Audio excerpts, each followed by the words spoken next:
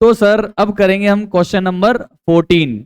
Okay, तो सबसे पहले आपने फॉर्मेट बना लिया होगा। In the books of Vijay journal लिख दिया, डेट पर्टिकुलर एलएफ डेबिट और क्रेडिट। ओके, स्टार्ट कर रहे हैं सर। विजय ने बिजनेस स्टार्ट किया, कैश लेकर आया घर से, बैंक में पैसा जमा करा दिया। भाई साहब इतना पैसा। कंप्यूटर लेकर आ गया घर से और फर्नीचर लेकर आ गया घर से। तो ये सब घर से लेकर आया वो। ठीक है, तो बताओ क्या एंट्री करेंगे, क्या क्या लेकर आया। अब कैश लेके आता था तो cash account debit to capital करते थे। अब कैश के साथ में बहुत सारे असेट लेकर आया है, तो एक साथ बताओ क्या क्या डेबिट करेंगे। कैश अकाउंट को डेबिट करेंगे, बैंक अकाउंट को डेबिट करेंगे, कंप्यूटर अकाउंट को डेबिट करेंगे और फर्नीचर अकाउंट को डेबिट करेंगे। Cash account debit, bank account debit, computer account debit, furniture account debit to capital कर देंगे। सर डेट में कुछ लिखना ही नहीं है, डेट दी हुई नहीं है। इस बार डेट का कॉलम की जगह आप सीरियल नंबर लिख सकते हो, एसआर नंबर। कोई बात नहीं, डेट की जगह सीरियल नंबर लिख दो, एबीसीडी लिख देना, कोई टेंशन नहीं है। डेट नहीं है तो लिखेंगे कहां से भाई। तो 3 लाख का कैश अकाउंट डेबिट, 40 लाख का बैंक अकाउंट डेबिट, 1 लाख का कंप्यूटर, 3 लाख का फर्नीचर। कितना हो गया टोटल, लगाओ ना यार। ओवरऑल कितना हो गया, 47 लाख कैपिटल में क्रेडिट कर देंगे। ढंग से लिखना please. Being cash, bank deposit, computer and furniture introduced as capital. ये हो गया नरेशन। अभी चलते हैं आगे। बी पॉइंट पढ़ रहा हूं मैं अभी ना। अब बी पॉइंट आप पढ़ो, बताओ कैसे करना है। इजी है, आपको आ जाएगा, प्लीज फोकस करो। बॉट गुड्स मतलब परचेज किया है, किससे परचेज किया है, भूषण ट्रेडर से। ठीक है भाई साहब, कितने रुपए का परचेज किया है, 30 लाख। तो परचेज अकाउंट कितना डेबिट हो जाएगा, 30 लाख। भाई परचेज कितना गया, 30 लाख, तो परचेज अकाउंट डेबिट हो गया 30 लाख। अभी रुक जाओ, अभी पूरी बात खत्म नहीं हुई है। अब ये बताओ इस 30 लाख में से अपन ने कितना पे कर दिया चेक में, 15 लाख। तो टू बैंक कितना आ जाएगा यहाँ पे, 15 लाख। ये बाकी बचा हुआ 15 लाख का क्या किया, पे कर दिया या पे करेंगे फ्यूचर में। बाकी बचे 15 लाख फ्यूचर में पे करेंगे। बाकी है, बाकी है मतलब अपनी उधार बढ़ गई। मतलब किसको क्रेडिट करना पड़ेगा, भूषण ट्रेडर को क्रेडिट करना पड़ेगा, क्योंकि भूषण ट्रेडर वाला अब मुझसे 15 लाख रुपए मांगता है।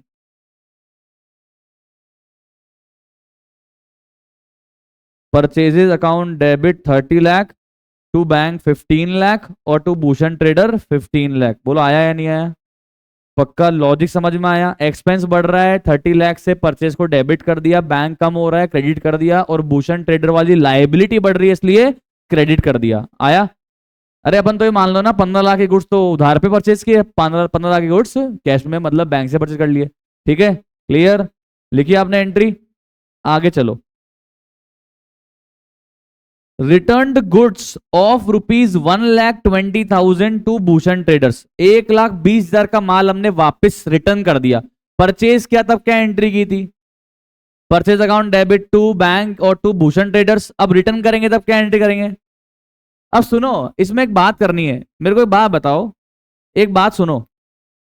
अपन जो ये 1,20,000 का गुड्स रिटर्न करेंगे, तो भूषण ट्रेडर वाला हमको मेरे पैसे वापस देगा क्या, या जो 15 लाख का उधार बाकी था उसमें से काट लेगा, उसमें से काट लेगा ना। तो क्या एंट्री करूंगा मैं, cash account debit to purchases return या Bhushan trader account debit to purchase return. अपनी उधारी कम कर देगा वो या कैश रिटर्न करेगा, उधारी कम कर देगा। तो एंट्री क्या बनेगी, Bhushan trader account debit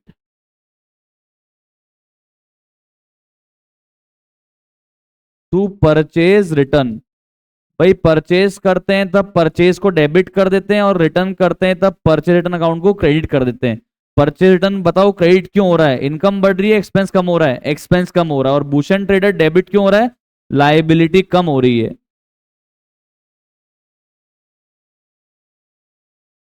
I hope समझ में आ गया होगा आपको। ये तो नॉर्मल परचेज रिटर्न की एंट्री थी। Sold goods to Pawan 4 lakh. Sold goods to Pawan 4 lakh.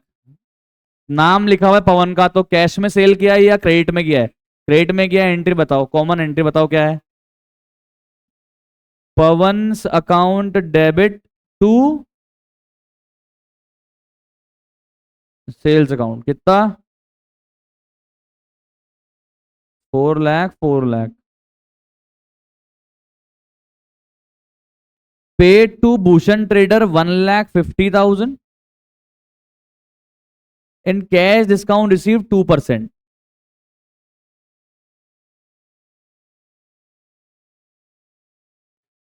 Bhushan trader वाले पैसा कितना मांगते हैं?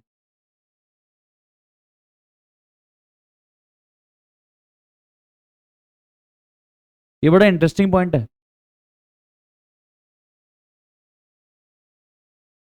ये बड़ा इंटरेस्टिंग पॉइंट है। अब है ना, यहां पे सवाल ये है कि मैंने 1.5 लाख रुपए का हिसाब किया या 1.5 लाख रुपए पे करा।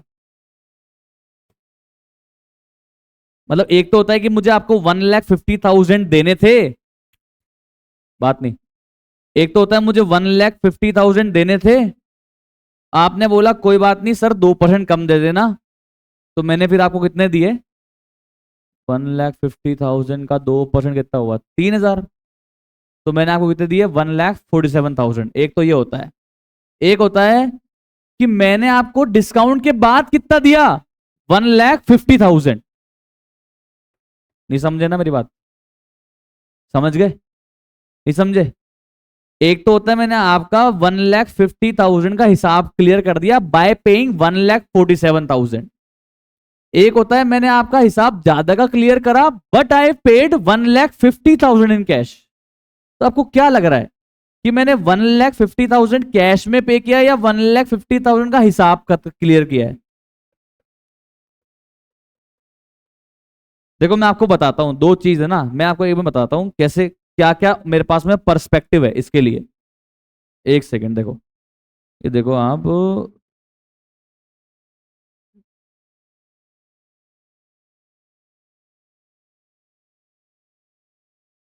प्लीज चेक करना, अच्छा पॉइंट है ये।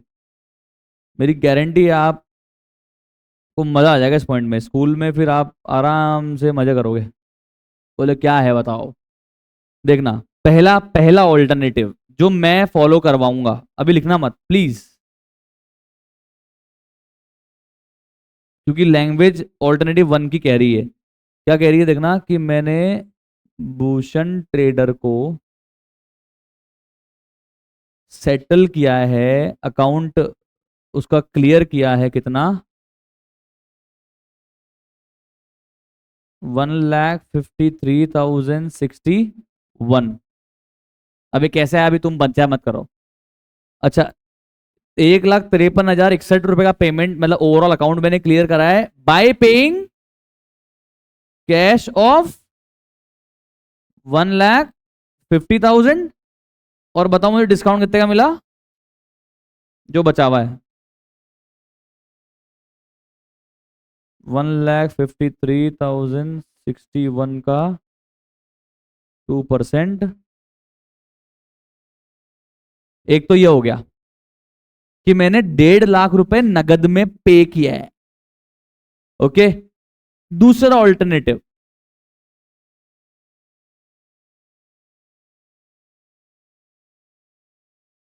कि मैंने ना क्या किया सर, पे तो कम किया है पर हिसाब कितने का क्लियर किया? 1.5 लाख का बाय पेइंग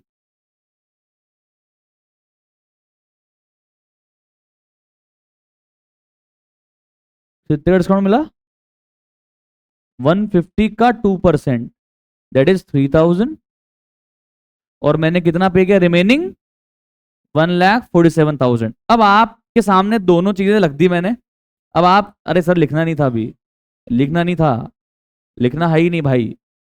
आपके सामने दोनों ऑल्टरनेटिव रख दिए, आप बताओ आपको कौन सा सही लग रहा है, कि मैंने 150 कैश में पे करे और डिस्काउंट रिसीव किया अलग से, या फिर 150 का अकाउंट सेटल किया है by paying less cash and getting discount. क्या लग रहा है आपको? ऑलरेडी 1 अच्छा लग रहा है या 2 अच्छा लग रहा है? आप बुक की रीडिंग पर हो।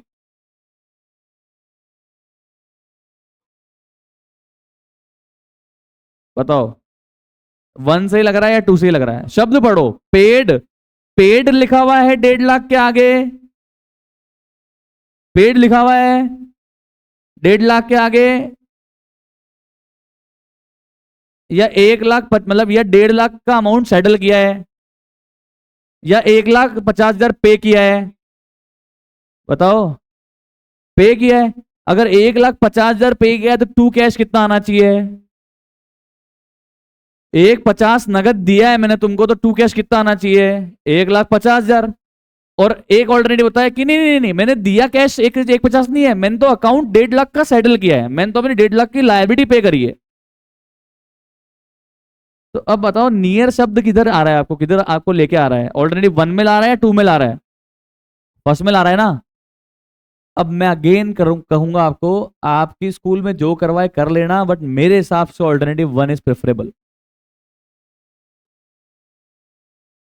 बिल्कुल सर, एक्सप्लेन करता हूं। पहले बताओ, आपको एक कैश समझ में आ गया क्या? 1.5 लाख ये अमाउंट कैसे आया? ये बात की बात है, भी सिखा दूंगा मैं। ये तो मैथ्स है, ये तो मैथ्स है। ये टू कैश 1.5 लाख आना चाहिए या टू कैश 147 आना चाहिए, इसकी बातचीत चल रही है। दोनों करवा दिए मैंने आपको, ठीक है? क्योंकि देखो स्कूल में किस टाइप के अगर दिमाग चलाएंगे स्कूल में टीचर्स वगैरह, तो मैं जानता हूं अच्छी तरीके से। ठीक है, तो मैंने दोनों करा दिए। अगर मैं सिर्फ एक करा छोड़ दूंगा, आप बोला स्कूल में सर हमको ऐसा कराया था, मुझे पता है क्या कराएंगे। ओके, प्रेफरेंस कौन सी है? ये फर्स्ट, क्योंकि साफ साफ लिखा था अपन ने पे कितना किया है, 1.5 लाख पे किया है, और डिस्काउंट कितना मिला है? 2% का डिस्काउंट मिला है, और फिर 1.5 लाख पे किया, इसका मतलब मैंने अकाउंट ज्यादा सेटल किया होगा। वापस सुनो, अगर मैंने 1.5 लाख पे किया और मुझे डिस्काउंट भी मिला है, ये भूल जाओ, कोई भी अमाउंट है भूल जाओ, मान लो कि अमाउंट लिखा हुआ ही नहीं है। अगर मैंने 1.5 लाख पे किया और मुझे कुछ भी अमाउंट का डिस्काउंट मिला है, तो इसका मतलब मैंने जो लाइबिलिटी है वो सेटल कितने ही करी है? 1.5 लाख ही करी है, 1.5 लाख ज्यादा ही करी है। वापस सुनो, ध्यान नहीं है आपका अभी। अगर 1.5 लाख का मैंने पेमेंट किया है और मुझे डिस्काउंट जो मिला है वो अलग से मिला है X रुपीज का, तो मैंने अपनी लाइबिलिटी कितनी सेटल करी है? 1.5 लाख की करी है या ज्यादा ही करी है? ज्यादा ही करी है। 1.5 लाख मैंने पे किया है, मुझे डिस्काउंट भी मिला है, इसका मतलब मैंने मेरी liability 1.5 lakh plus X amount की करी है। ये आ गया या नहीं आया?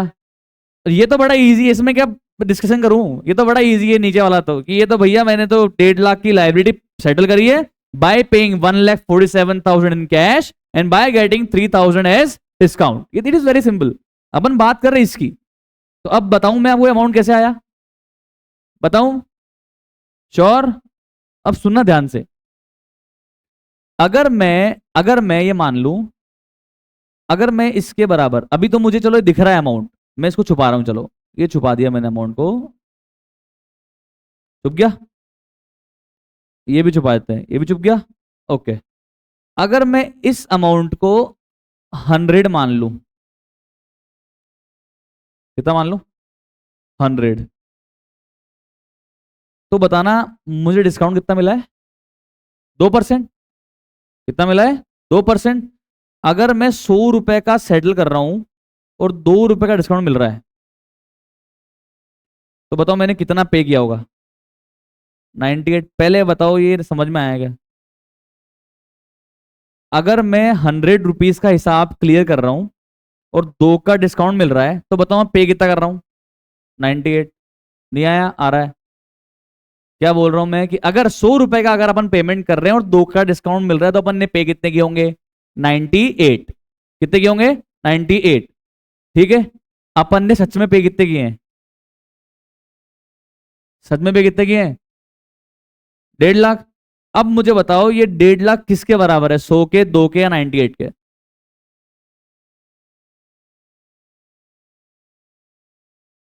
अपन ने पे कितना किया और एक्चुअल में पे कितना किया? 150। तो ये 150 किसके बराबर है? 98 के। मुझे क्या निकालना है? 100 के बराबर अमाउंट कितना है? तुमने बचपन में पढ़ा है क्रॉस मल्टीप्लीकेशन, बस उसको लगा दो, आंसर आ जाएगा।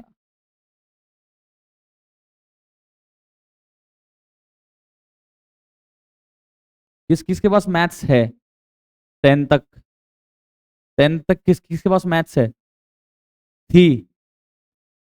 सबके पास थी ना? ये 6th क्लास का कॉन्सेप्ट है। देखना बताता हूं क्या कह रहा हूं, 2 मिनट सुनो। वर्किंग नोट,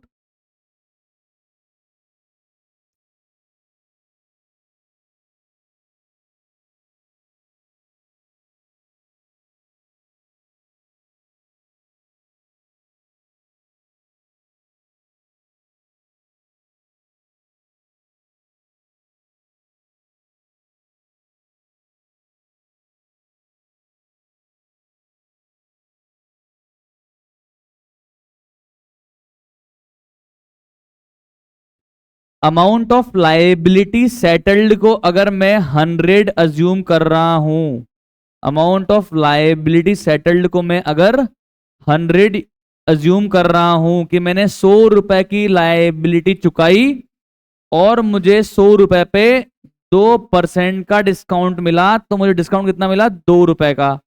इसका मतलब मैंने अमाउंट कितना पे किया? 98। ये क्लियर? ये तो सिंपल है, ये तो क्वेश्चन कह रहा है ना कि मुझे 2% का डिस्काउंट मिला है, तो जितने रुपए की लाइबिलिटी मैंने सेटल करी होगी उसी का 2% डिस्काउंट मिला, तो मैंने पे कितना किया होगा? 98। ये आ गया या बताओ नहीं आया? ये बात आ रही समझ में या नहीं आ रही?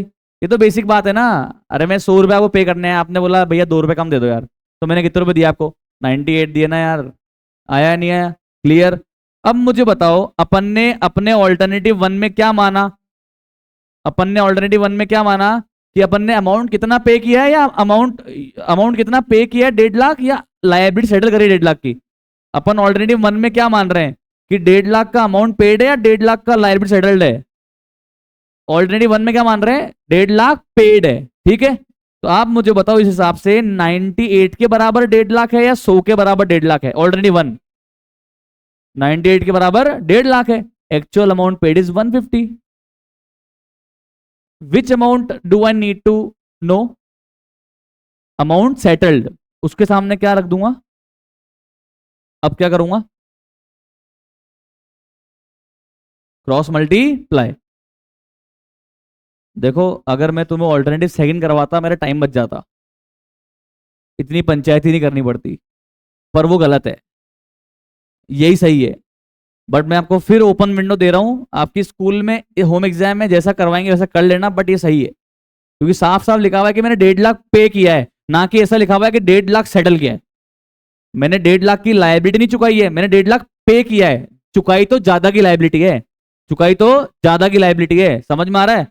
तो देखो 98 into x is equal to 1,50,000 into 100, x is equal to 1,50,000 into 100 divide by 98। अब आप इसको सॉल्व करोगे ना, आपका आ जाएगा 1,53,061।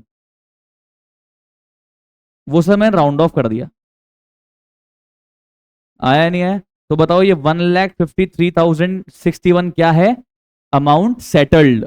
एंड अमाउंट कितना पे किया मैंने उसको चुकाने के लिए? 1.5 लाख। और डिस्काउंट कितना मिला? 3,061 रुपए का। आया नहीं आया? बट मुझे जहां तक लगता है ना आपकी स्कूलों में ये कराएंगे क्योंकि इसमें माथाफोड़ी नहीं है, फटाफट हो जाएगा, बच्चे क्वेश्चन भी नहीं करेंगे, बाकी देख लेना। ओके, बताओ समझ में आया कि नहीं आया? कौन सा प्रेफर करेंगे हम? Alternative one preferred. अब आप लिखो कॉपी में,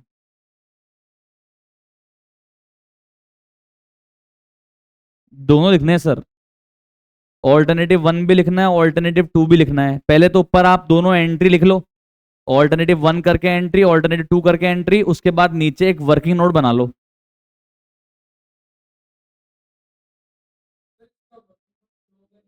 बिल्कुल बिल्कुल, अपनी कॉपी में तो लिखोगे ही ना आप भाई, सेम टू सेम लिखना है। थोड़ा फटाफट लिखो प्लीज यार, थोड़ा फास्ट लिखो, कम ऑन। चलो सर, तो लिख लिया है आप लोगों सभी ने। आई गेस आपको समझ में आ गया होगा कि मैं पॉइंट क्या एक्सप्लेन करना चाह रहा था। अभी चलते फटाफट से बचे कुचे पॉइंट पे, खत्म करना है क्वेश्चन को। प्लीज चेक कर लो, बहुत इजी पॉइंट है। गुड्स रिटर्न बाय पवन। पवन को हमने गुड्स सेल किए थे, पवन ने गुड्स रिटर्न कर दिया, बताओ क्या एंट्री करेंगे? Very good. सेल्स की थी जब एंट्री हो गई थी पवन अकाउंट डेबिट टू सेल्स, आज रिवर्स एंट्री हो जाएगी, बट सेल्स अकाउंट डेबिट नहीं करेंगे, सेल्स रिटर्न अकाउंट डेबिट करेंगे। सेल्स रिटर्न को डेबिट क्यों कर रहे हैं? हमारा एक्सपेंस बढ़ रहा है, इनकम कम हो रही है, इनकम कम हो रही है। और पवन को क्रेडिट करने क्योंकि हमारा असेट कम हो रहा है। अब तो सर ये सोल्ड गुड्स फॉर कैश बड़ा ही आसान सी एंट्री है, बताओ क्या एंट्री हो जाएगी? Cash account debit to sales.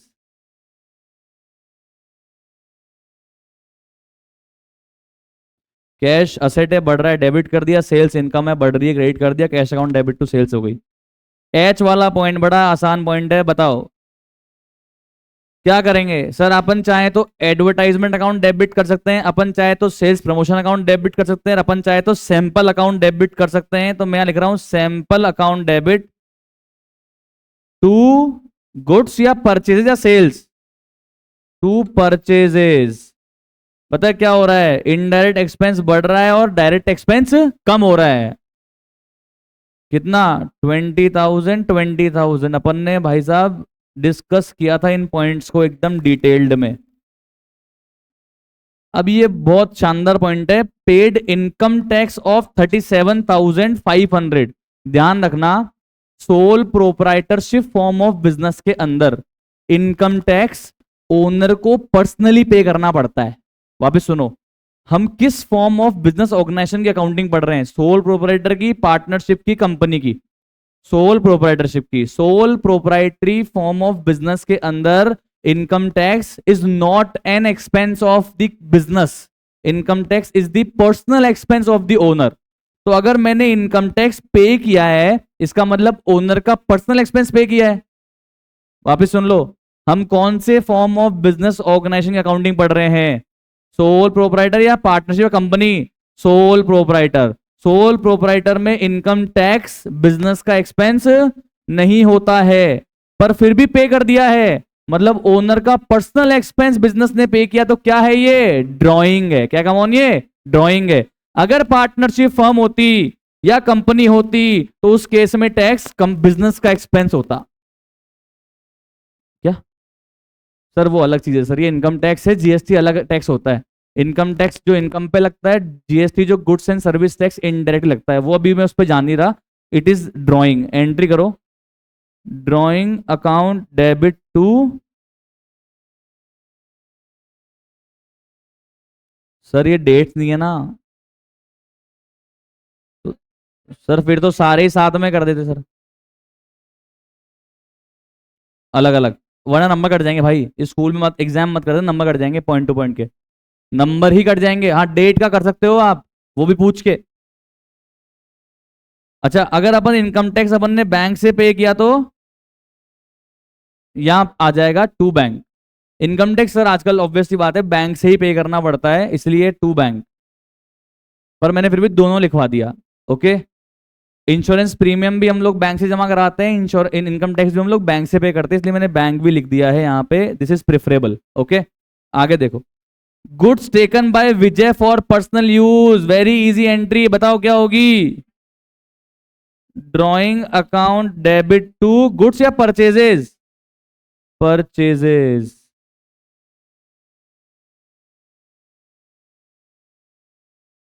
I hope आपको समझ में आ गया होगा। Sure. So this was question number 14। Thank you so much, have a nice day, bye bye.